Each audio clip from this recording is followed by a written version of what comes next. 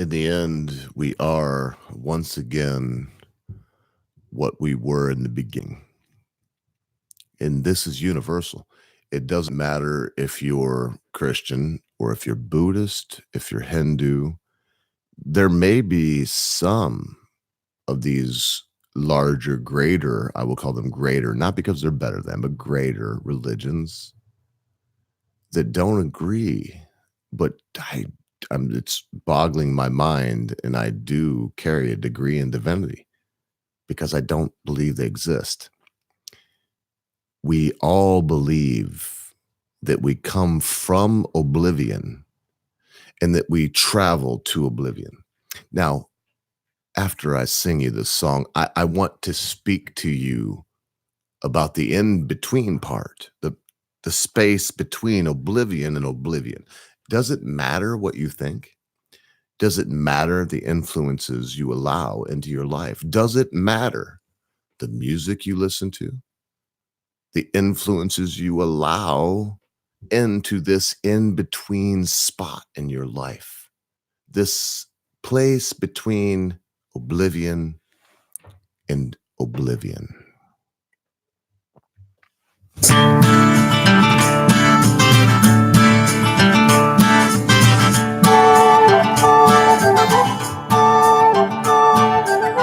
As I did walk by Hampstead Fair, I came upon Mother Goose. I turned her loose and she was screaming.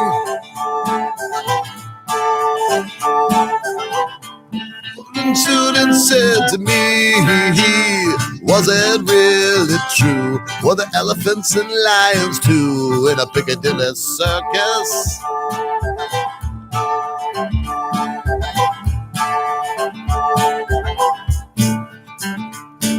I walked down by the bathing pond to try and get some sun. I saw at least 100 schoolgirls sobbing into handkerchiefs as one. I don't believe they knew that I was a schoolboy.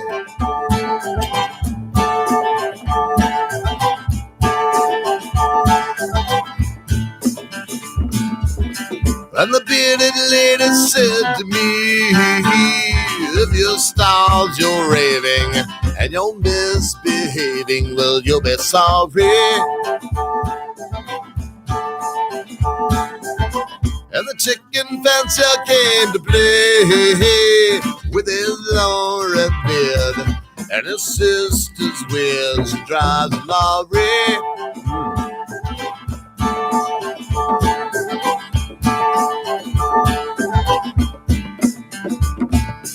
Up down by the pudding green, I popped them in their hose. For until the laborers were laboring and digging up their gold. I don't believe they knew that I was Long John Silver. Ha ha!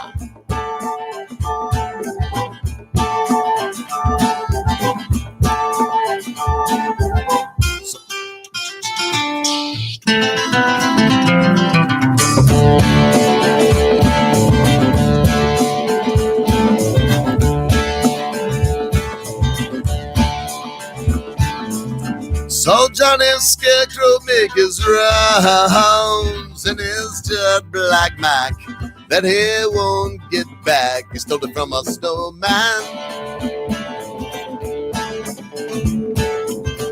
As I did walk by Hampstead Fair, I came upon Mother Goose. So I turned her loose, but she was screaming.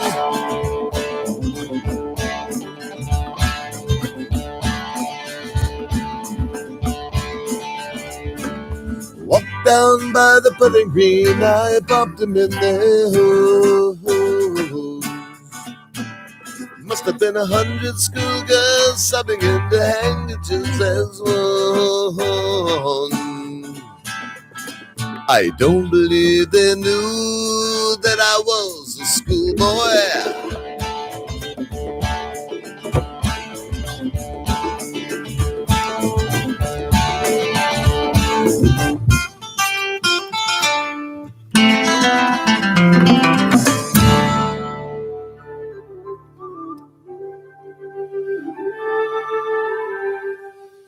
I don't always pick the tunes that are easiest for me. As a matter of fact, I very regularly pick the hardest songs I know of to sing.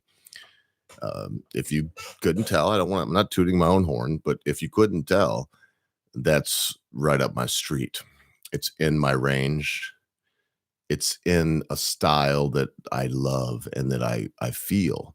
And what I mean by feel is in the soul of me. I sense the changes. In the id of me, I know what the word should be. These tunes, like for example, from especially Jethro Tull and Ian Anderson, and also from to a lesser degree. Um, in fact, I'm not even going to name another artist because there is no other artist I can really name right now that has a groove and a range that fits me so absolutely perfect. If I hit any flat notes, which I'm sure I did, it was simply my fault. It was simply because before I came on to speak with you about this, and I'm avoiding it, my friends, I'm avoiding it. This, the center part of our lives, my friends. This is the part that eludes us wise men. Yes, I said us wise men. I do count myself among the council of wise. This is the thing that we seem not to be able to grasp. This is the one subject we always try to avoid. What is the middle part?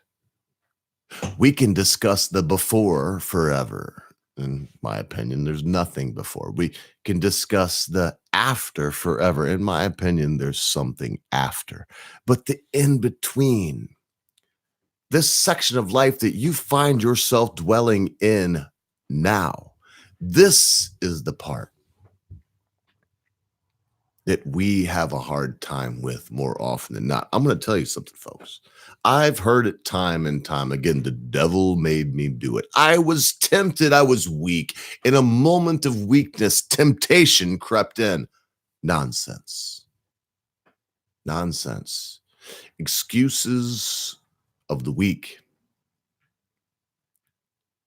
We as human beings, as grown-up boys and girls that wear big boy pants and big girl pants, have to do what I spoke of yesterday.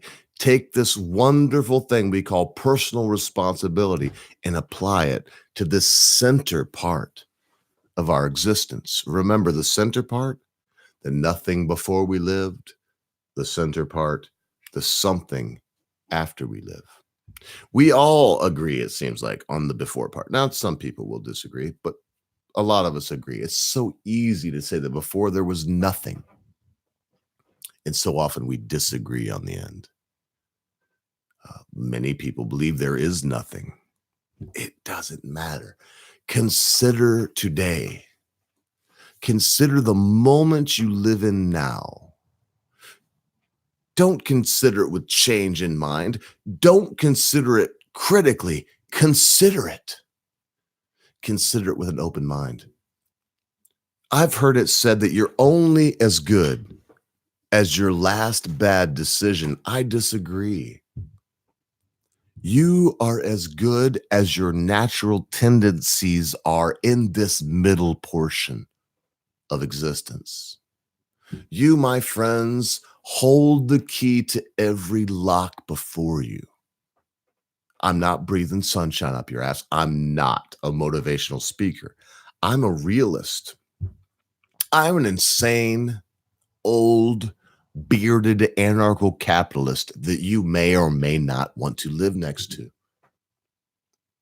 But I live in this moment. This moment here with you is the only one that exists for me. The idea of before, it's there. And as I said, we could discuss it. The idea of after, it's there also. We could argue it until the cows come home. But this moment, my friends, The alcoholics and Alcoholics Anonymous, God save their rotting souls. They all say, live one day at a time. They're fools. Fools, I say. Fools! You live one moment at a time.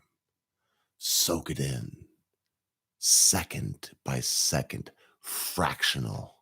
Instant by fractional instant. Dwell in that moment for an eternity. Soak up the environment. Ingest the knowledge. Marinate in the company. Do these things. Focus on the moment. Do these things, my friends. You will be free.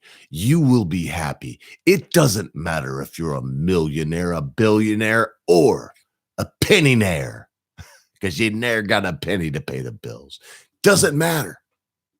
Do this thing. Live in this moment. It all comes clear.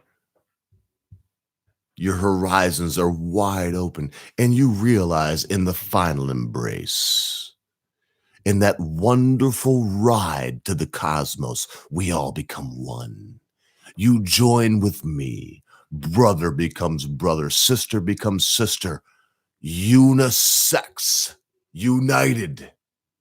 We travel into the cosmos, leaving behind this mortal coil, searching for more truth, for something better, hoping, having faith that the next moment will not be your last, but will be another microcosm to explore. It'll be another chance for you to delve deep into the moment that you're in right now. My brothers and sisters, I weep today. And in this moment, as I prepare to harvest all of the cabbage that is in the Cabbage Patch Bastard Memorial Cabbage Patch, I realize that we all will live in that moment when the reaper's sigh strikes the root and the beloved constant stream of knowledge that we have will come to an end. But I look for you then, my brothers. I look for you then, my sisters. Join with me in the greater consciousness. Shuffle off this mortal coil without a care. Spend not a moment in fear of what comes next, but spend every moment in awe that you have this time to explore. And be good to your friends, be good to your family members, be good to your loved ones. Be quick to say you're sorry. Be even quicker to accept an apology, especially when that thing your friend, your family member, your loved one has done seems to be so huge. You'll never be able to forget about it. Because constant viewers, at a time you think not, your friends, your family members, your loved ones, your life, in the moment you dwelt with Cabbage Patch Bastard will depart from you. Love you, Cabby.